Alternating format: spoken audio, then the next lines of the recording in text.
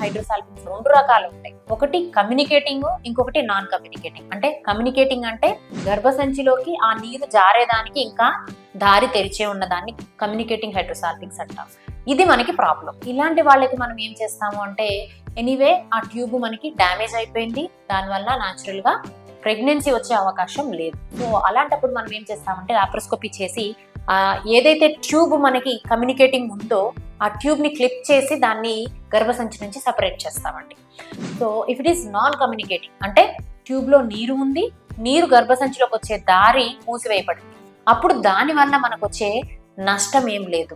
So hydrosalpinx అనగానే operation చేసేసుకోవాలి, దానివల్ల నా ఆరోగ్యానికి ప్రాబ్లం అవుతుంది, దీనివల్లనే నాకు పొట్టలో చాలా పెయిన్ వస్తుంది అని చాలా మంది సైకలాజికల్గా ఆలోచిస్తూ చాలా మంది వస్తూ ఉంటారు.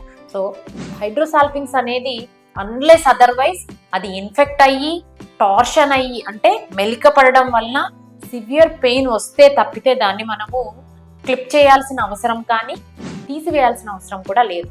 సో ఇక్కడ ఇంకొక విషయం మీరు గుర్తుపెట్టుకోవాల్సింది ఏంటి అంటే, అండాశయానికి రక్తం సరఫరా ఆ ట్యూబ్ నుంచి కూడా వస్తుంది.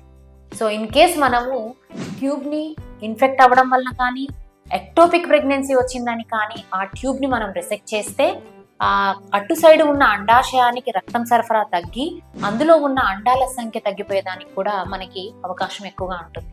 సో ఏదైనా ప్రొసీజర్ చేసేటప్పుడు దానివల్ల ఉండే లాభాలు ఏంటి, దానివల్ల ఉండే నష్టాలు ఏమిటి, లాభం ఎక్కువగా ఉందా నష్టం ఎక్కువగా ఉందా అని మనం ఆలోచించి డెసిషన్ తీసుకోవాల్సిన అవసరం చాలా ఉంది.